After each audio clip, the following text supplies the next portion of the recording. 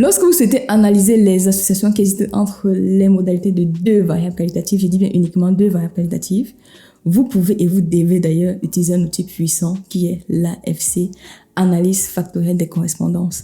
L'AFC est souvent très utilisé en sciences sociales ou encore en marketing. Donc, prenons l'exemple du marketing. Imaginez-vous, vous êtes data scientist dans une grande distribution et votre entreprise a besoin de connaître les préférences de ses consommateurs sur des vins particuliers. Ce que vous pouvez faire, c'est que vous allez faire une enquête auprès des clients, vous allez prendre plusieurs vins, et ensuite, vous allez essayer de récolter quels sont les mots que les clients utilisent le plus souvent pour pouvoir décrire ces vins-là. Vous voyez, parfois, les mots, ils peuvent avoir des milliers de mots différents. Grâce à l'AFC, vous pouvez visualiser avec un seul graphique quels sont les mots les plus fréquemment utilisés pour décrire un vin. Donc, dans cette vidéo, je vais vous montrer de façon pratique comment vous pouvez utiliser Python pour pouvoir faire l'AFC. On va utiliser un exemple concret. On va prendre l'exemple de l'élection de l'année dernière en France, 2022. On va essayer d'analyser avec les jeux de données qui viennent du ministère de l'Intérieur comment se comportent les élections dans les départements d'Île-de-France. Quels sont les candidats les plus favoris dans un état? Est-ce qu'il y a des tendances qui se dégagent? On va voir tout ça ensemble sur mon notebook. Je vous laisse avec le notebook, on se revoit juste après. Nous allons voir ensemble comment mettre en place étape par étape une AFC en Python de A à Z. On va commencer rapidement par l'importation des packages. Comme toujours, tac, on importe les packages. Ici, on va travailler avec Panda, que vous connaissez très bien. F-Analysis, par contre, ça c'est un package que j'aimerais bien vous présenter parce que je l'ai découvert en préparant cette vidéo. En général, lorsqu'on veut faire des analyses factorielles, on utilise scikit-learn. Mais j'ai trouvé le package F-Analysis très puissant parce que ça simplifiait pas mal les travaux. Ça ressemble un peu les packages populaires comme FactorMiner de R. Franchement, moi, j'ai beaucoup aimé ceci. On va voir ça dans la suite. On va utiliser NumPy, on va utiliser Matplotlib. Et voilà. Première étape, on importe les jeux de données. Ici, on va travailler sur les données des dernières élections que j'ai récupérées sur le site du ministère de l'Intérieur.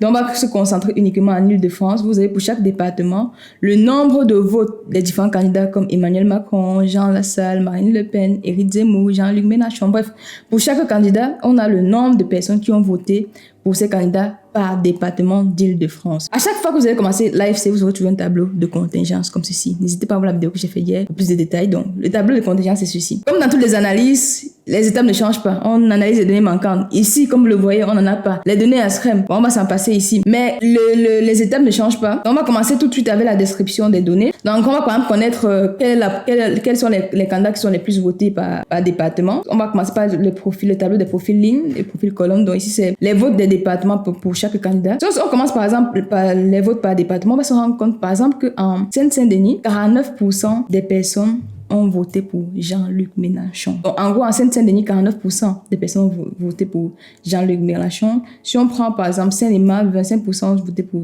Jean-Luc Mélenchon. Si on passe sur un autre département comme Paris, à Paris, qu'est-ce qu'on voit de beau à Paris? À Paris, c'est plus Emmanuel Macron, on a voté 35%. Et qui d'autre? Emmanuel Macron et Jean-Luc Mélenchon aussi, 30% à Paris. Donc voilà, ça c'est les premières analyses univariées que vous devez faire pour pouvoir connaître à peu près par département quelles étaient les intentions de vote de façon globale. On peut essayer également de voir pour chaque candidat quels sont les départements dans lesquels ces candidats sont souvent les plus votés. On va commencer par exemple par dire n'importe quoi par qui. Par Jean Lassalle par exemple, on se rend compte par exemple qu'en général, il est moins voté en Seine-Saint-Denis. Seulement 7% des personnes qui votent pour Jean Lassalle étaient à Seine-Saint-Denis, j'y arrive. Jean-Luc Mélenchon, c'est à peu près équitablement réparti, mais il y a une grosse proportion à Paris. Anne Hidalgo, la plupart de ses électeurs étaient à Paris, peut-être c'est normal parce qu'elle est la maire de Paris. Qui d'autre? Yannick Jadot, lui, c'est où? Lui aussi, c'est Paris, et aussi un peu Haute-Seine. Donc, à peu près, ce tableau vous donne à peu près les intentions de vote par département pour chaque candidat et vous avez déjà une première idée de comment est-ce qu'on vote par département. Mais comme vous le voyez, ça c'est fastidieux, ça c'est un peu compliqué. Bon, on va continuer en fait de façon globale. Qui sont ceux qui sont souvent le plus votés? Si on commence d'abord par le nombre de votes, vous voyez qu'en général, en Île-de-France, on a majoritairement voté Jean-Luc Mélenchon, ensuite Emmanuel Macron, ensuite Marine Le Pen, Éric Zemmour, Valérie Pécresse et autres. Si on regarde en termes de proportion, ici, tac, j'ai préparé tous les codes, je vais les donner en description comme d'habitude. Vous voyez qu'en proportion, c'est Jean-Luc Mélenchon qui a eu le plus de voix, à peu près 30% en Île-de-France, suivi d'Emmanuel Macron, ensuite Marine Le Pen, Éric Zemmour et la dernière c'était Nathalie Arthaud. Vous voyez, en fait, ça, on n'arrive pas encore à voir si il y a des départements qui se ressemblent en termes d'intention de vote. Est-ce qu'il y a des candidats qui se ressemblent? Ça, avec l'analyse univariée, vous ne pouvez pas le savoir. Justement, l'AFC va vous permettre de connaître l'association qui existe entre les modalités. Est-ce que les personnes qui sont en Seine-Saint-Denis votent plus pour Macron et Éric Zemmour, je dis n'importe quoi? Est-ce que les personnes qui sont en Paris votent plus pour Anne Hidalgo et Valérie Pécresse, je dis vraiment n'importe quoi? Donc, l'idée, c'est de voir s'il y a des concentrations en termes d'intention de vote. Et l'analyse univariée ne vous donne pas forcément ça. L'analyse univariée, vous savez exactement qui est le plus voté, qui est le moins bien voté, mais vous n'avez pas forcément l'association entre toutes les modalités. Maintenant, on va passer à l'étape de l'AFC. Ici, je vous ai préparé en fait ici une bonne description de toutes les étapes qu'on doit mettre en place pour mettre à l'AFC. En description, je vous donne le meilleur cours que j'ai trouvé de l'AFC. N'hésitez pas à le lire. Ça, c'est vraiment juste une vision sommaire. L'AFC, comme je le disais, ça commence toujours par un tableau comme ceci. On appelle ça le tableau de contingence. Ensuite, on va essayer de calculer la distance de coude de qui entre les différentes modalités. Une fois que la distance de qui est calculée, on va calculer ce qu'on appelle le cosinus carré qui va donner la qualité de représentation d'une modalité. En gros, lorsque vous voulez interpréter, il faut toujours que le cosinus carré soit supérieur à 0,5. Ensuite, on va essayer de voir la contribution de chaque modalité à la construction des axes. En général, c'est préférable d'interpréter uniquement les valeurs qui ont une bonne contribution. On va calculer les valeurs propres, on va essayer de faire des graphiques et résumer.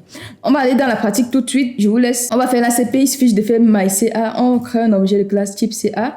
Ici, j'ai juste mis les index des lignes et les index des couleurs. Stat égale à true, c'est juste pour dire j'ai envie de toutes ces informations dont je vous parlais ici. Contribution, cosinus carré, valeur propre.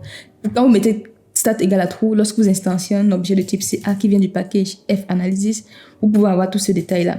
Ici, j'ai fait un myCA.fit pour pouvoir entraîner mon AFC. Donc maintenant, une fois que c'est entraîné, on peut maintenant passer à l'aide de l'interprétation, comme on a l'habitude de le faire sous R. Là, on a les valeurs propres. Ce qui nous intéresse, c'est surtout choisir le nombre d'axes factoriels. Pour choisir le nombre d'axes factoriels, ce qu'on fait, c'est comme en ACP, on a le script-plot qui ressemble à ceci. Là, ce sont les valeurs propres. Je vais plutôt mettre en termes de pourcentage de variables expliquées, variance expliquée. Donc, le script-plot ressemble à ceci. On voit bien que le premier axe factoriel explique à peu près 58% de la variabilité globale. Le deuxième axe factoriel, on est autour de 30%, dont les deux, on sera autour de 80%, plus de 80% de l'inertie. Donc, avec la règle de Courte que je vous ai expliquée dans la vidéo de la SCP, on voit bien qu'on peut retenir uniquement les deux axes factoriels et avoir le maximum d'informations. Donc, lorsque vous faites l'ACP, première étape, je choisis mon nombre d'axes factoriels avec une règle de Courte. Ici, j'en ai 80%. Donc, maintenant, ça, c'est l'AFC de façon cumulative. On voit bien qu'on est autour de, c'est même plus de 80%, c'est même vers les 90%, les deux premiers axes factoriels. Une fois que j'ai choisi mon nombre d'axes factoriels qui est 2, il faut que j'essaye on va aller jusqu'aux représentations graphiques, après on reviendra sur les autres parties. On peut faire la représentation graphique en fait des profils lignes, c'est-à-dire ici des départements. Vous pouvez un peu voir comment est-ce que les départements, les votes se repartissent. Est-ce qu'il y a les départements qui se ressemblent en termes de vote? On voit ici que Paris, sur l'axe des X ici, le premier axe factoriel qui explique 58% de l'inertie, deuxième axe factoriel qui explique 38% de l'inertie. On a Paris qui est haut de Seine qui sont proches. Ça peut vouloir dire qu'en fait, en général, les personnes qui votent à Paris et en haut de Seine ont à peu près les mêmes intentions de vote.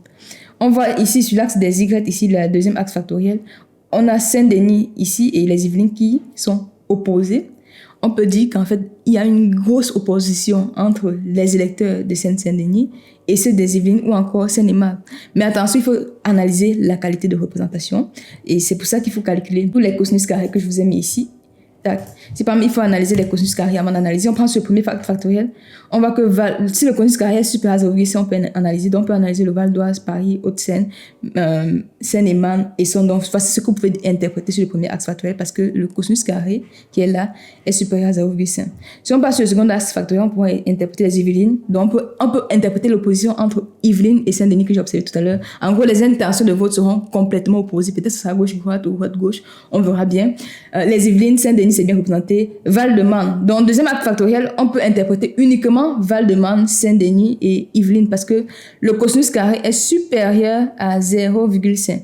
Donc, avant d'interpréter, ne faites pas comme moi. Regardez d'abord les cosinus carrés. Rassurez-vous que les cosinus carrés sont supérieurs à 0,5. Une fois que c'est bon, vous pouvez revenir sur le graphique. Saint-Denis est bien représenté.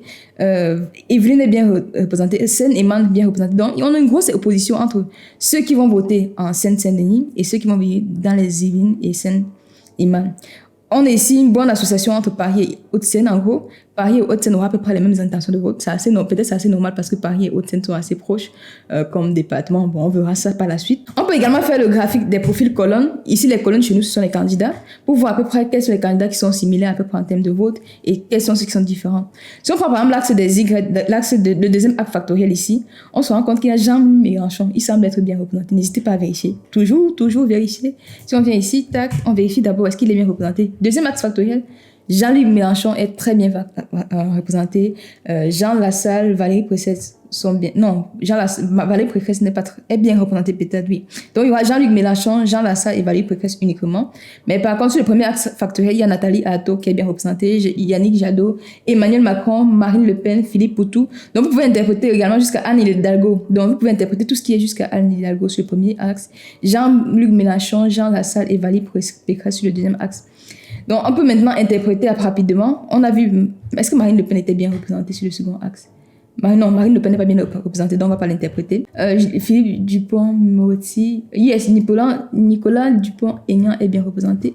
Donc, on peut l'interpréter. Donc, ici, sur le deuxième axe factoriel, on a une grosse opposition entre ceux qui vont voter pour Jean-Luc Mélenchon et ceux qui vont voter pour Nicolas Dupont-Aignan. Donc, vous voyez que ça permet de voir à peu près comment les votes sont. Ici, on a, sur l'axe des X, ou bien là, pour le premier axe factoriel, on voit qu'il y a une similitude entre ceux qui vont voter pour Anne Hidalgo, Yannick Jadot ou encore Emmanuel Macron qui sont bien représentés sur ces axes. Éric Zemmour et Valérie Pécresse n'est peut-être pas bien représentés, c'est la raison pour laquelle je ne les interprète pas. On a Fabien Roussel n'est pas bien représenté, donc on ne l'interprète pas. Nathalie Arthaud est bien représentée. On vérifie rapidement Nathalie Arthaud sur le premier axe. Nathalie Arthaud, premier axe factoriel. Tac, tac. Oui, elle est bien représentée. Donc, vous voyez bien que sur le premier axe factoriel, on a une opposition entre ceux qui vont voter pour Nathalie Arthaud et ceux qui vont voter pour Anne Hidalgo, Yannick Jadot ou encore Emmanuel Macron. C'est comme ça qu'on interprète à l'AFC.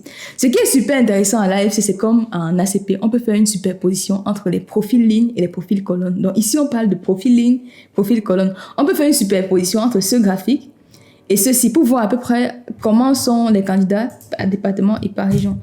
Et là, on a la fonction myCA.mapping qui nous donne cela. Donc, si on analyse ici, vous voyez bien que, en général, plus les points sont proches, plus il y a une association entre les deux variables. Mais il faut faire attention, mais vérifier quand même toujours la qualité de représentation parce que on est sur deux plans différents. La proximité ici ne peut pas être interprétée juste comme ça. Il faut toujours que vous confirmez cela avec la qualité de représentation.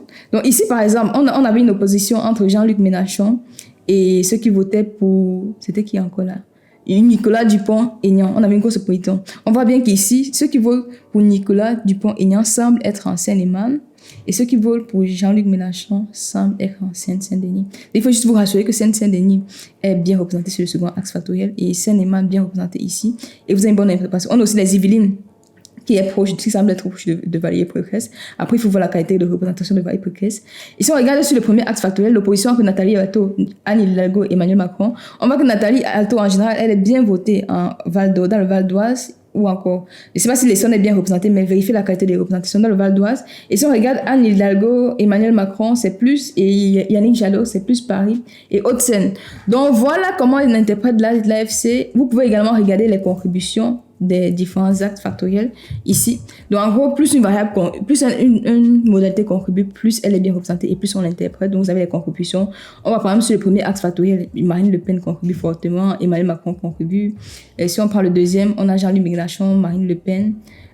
Voilà. Si on prend plutôt le graphique des départements, on aura Paris qui contribue fortement à la première axe, Seine et Masse et Haute-Seine, donc ce sont les variables qui sont bien représentées qu'on pourra interpréter. Seine-Saint-Denis sur le deuxième axe et Seine-et-Marne, Yvelines. Donc voilà globalement ce que j'avais à partager avec vous. Il faut retenir tout simplement que l'AFC vous permet d'analyser les associations entre les modalités de deux variables qualitatives. Ce qui est très important ici, c'est que lorsque vous faites de la superposition, évitez d'interpréter uniquement les rapprochements. Vérifiez d'abord la qualité de représentation avec le cosinus carré qui doit être supérieur à 0,5. Vérifiez que la variable ou bien la modalité contribue à la formation de l'axe. Avec les contributions, vous avez tous les codes en commentaire. Pour vous exercer, je vous propose une base de données qui se trouve en description. En gros, vous allez analyser un peu les associations qui vont exister entre plusieurs pays et le nombre de prix Nobel dans plusieurs disciplines comme les mathématiques, la physique, la science. Donc, le lien en description, n'hésitez pas à vous essayer pour pouvoir être sûr que vous avez bien compris ce qu'on a fait ensemble dans cette vidéo. N'hésitez pas à me dire ce que vous avez pris, ça me permet de savoir ce que vous retenez de la vidéo. Partagez la vidéo autour de vous pour pouvoir aider d'autres personnes à connaître l'AFC. Mettez-moi de gros pouces bleus pour me soutenir. Abonnez-vous, commentez, faites tout ce que vous voulez. On se donne rendez-vous demain pour la suite de ce challenge. Bye.